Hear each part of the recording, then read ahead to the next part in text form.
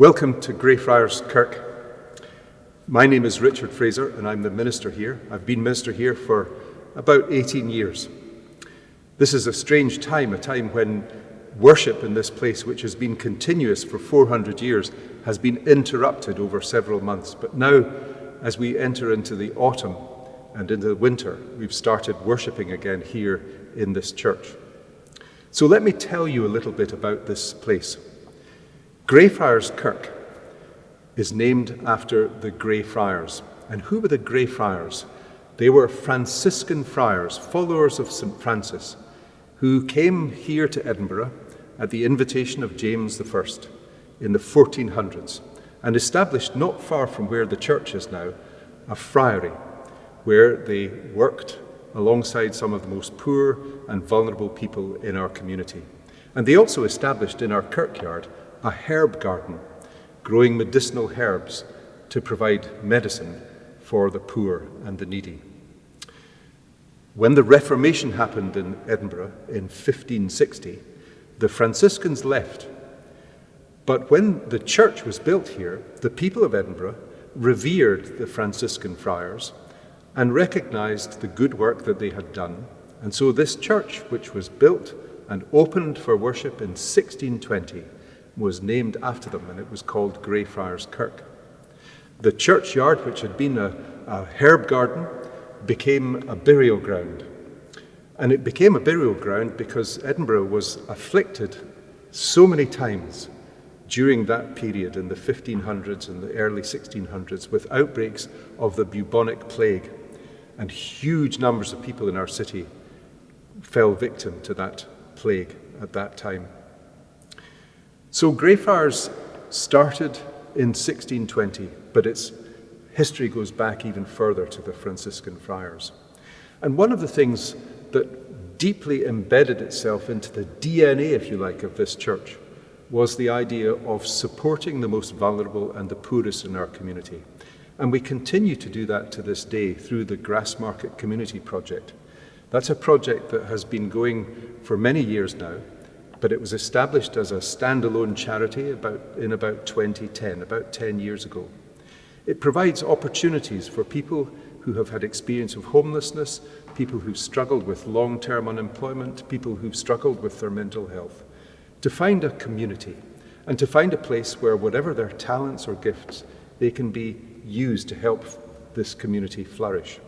It's a wonderful place, lots of different activities going on, and in 2017, the Grassmarket Community Project was named Scottish Social Enterprise of the Year.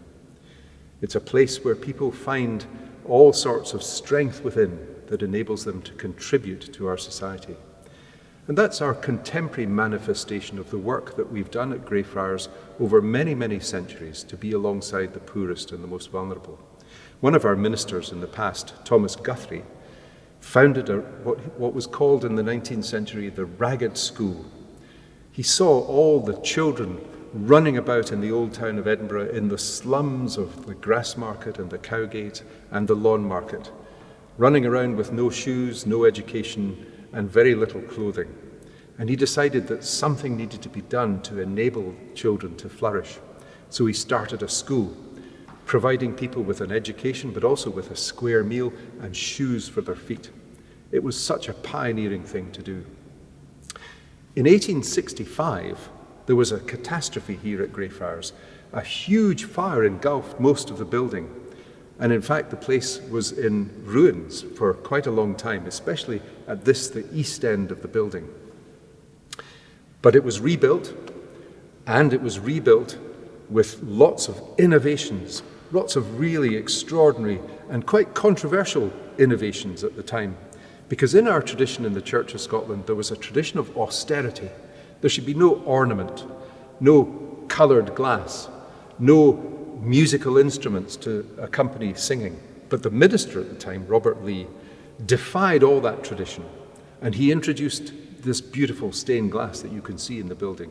He introduced our first pipe organ, and people would stand and sing hymns. He introduced what we would call a liturgical service, which put lots of colour and drama and artistry into the conduct of worship. It was an important innovation, but it didn't go without controversy. And Robert Lee, poor man, was going to be tried by the General Assembly of the Church of Scotland as an innovator. But sadly, ill health overtook him, and the trial never happened. And Greyfriars led the way in Scotland for a whole renaissance of colourful, dramatic worship, liturgical worship in the Church of Scotland. But there's another wonderful legacy that Greyfriars has, which is that in 1638, in this building, the National Covenant was adopted and signed. Now, what was the National Covenant? Well, in many respects, it was an attempt by the Covenanters, the people who supported the Reformation in Scotland, to try to find a way in which we could organise our society along the lines that they felt were important. In many respects, it was quite an intolerant document, but in other ways, it was pioneering in its day, because it was one of the very first documents that laid out the idea that individual human rights matter, that our conscience as human beings, regardless of our station in life, really matters. And so for the Covenanters and for the National Covenant, although it was a difficult time, a civil war was raging throughout the three kingdoms of Scotland, England, and Ireland. Nonetheless, the Covenanters sought to put the individual at the centre, rather than the king divinely appointed to rule over people's lives. It sowed the seeds for democracy. It sows the seeds also for the Enlightenment, of which Edinburgh can be so proud. And the reason for suggesting that is that what the Covenanters and the Reformers believed was that in order for people to be able to exercise their conscience, they had to learn how to read and write and think for themselves. And so there was a revolution happened in Scotland, where levels of literacy increased dramatically in those years in the 17th century. Scotland was, in fact, one of the most literate countries in Europe. But people didn't stop at reading their Bibles. They started to read all sorts of other things, and there was a flourishing of intellect and interest in the natural world. And again, one of those areas that Greyfriars can be really proud of is the fact that there was this attempt to hold together faith and reason. This idea that whatever human beings discover, whatever the truth is out there, it should never, as it were, undermine our faith. So those are some of the stories of Greyfriars. But now, this year, on Christmas Day, we're going to be celebrating 400 years since worship began in this place. Delighted to have Gillian Cooper here with me in Greyfriars to talk a little bit about our plans for Greyfriars 400. Obviously, this year has been a little bit of a hiccup because of COVID-19, but we have some exciting plans. So what are some of the themes that we're hoping to explore through our celebrations of Greyfriars 400, Gillian? So in 2018, the congregation got together to look forward to the big anniversary and came up with loads of ideas of what we should celebrate. And the themes that came out are the themes of community, history, and the Enlightenment. That's really interesting. So in terms of the actual practical events that are happening and the things that we're developing, tell us a wee bit, because I'm sure everyone's really eager, and there are ways in which all sorts of people can get involved in these celebrations too. Yeah, absolutely. So we had a lot of events planned for this year, which we're hoping very much to lift and drop to next year, which I'll talk about in a minute. But one of the most exciting things that we've managed to keep going is the development of a new statistical account for the parish. It's picking up in the old tradition of parish ministers writing about their parishes, ministers that really knew what was going on.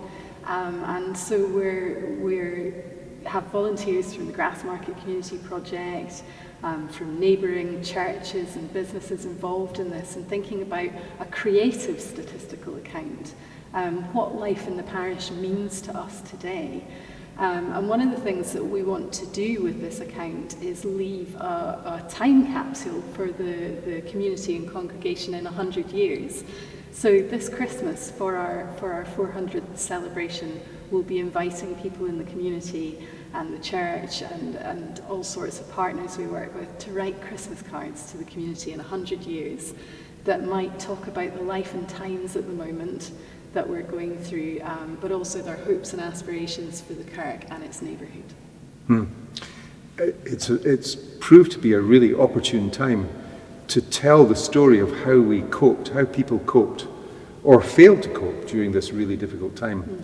But the other thing that's really interesting is that the statistical accounts that were drawn up years and years ago tended to be quite focused on the life of a parish. But I always think that the Greyfriars parish is so diverse now. We've got the mosque down the road, our friends in the Islamic community. But not far away is the synagogue and the Jewish community and the Jewish burial ground. There's such diversity in our community. It would be really wonderful, wouldn't it, to have lots of people involved, not just people from the Church of Scotland, but lots of our friends and partners. Absolutely. You know, I guess for us here, it starts with our ecumenical partners, Augustine United and St Columba's by the Castle, and then of course the conversations that are going on within the other faith traditions too, and we'll be very much hoping for contributions from everyone. Great. Thank you, Gillian. Look forward to all these exciting things. Gillian, one of the things that I said earlier that's so important at Greyfriars is this relationship between science and reason, and science, reason and faith. And perhaps you could tell us a little bit about the project for bringing those two things together and celebrating that in 2021. Yeah, absolutely. So one of the things that some in the congregation particularly wanted to celebrate was the fact that we have so many scientists connected with the church, in particular James Hutton, who is buried here in the kirkyard and was of course the godfather of modern geology. So what we are doing is we are partnering with the Royal Society of Edinburgh, our ecumenical partners and others, to bring a festival of science, wisdom and faith to the church here next October. And really what that's going to be doing is exploring what are great questions, what good questions should we be exploring using all methods available to us, so that we can look to find a way forward that helps us all flourish in the future. So it's about great questions leading to great works rather than necessarily always trying to find the one right answer. And we certainly need some great works in the future, don't we? To recover from this pandemic, Indeed. to care for the planet and to build better communities. Thank you, Gillian.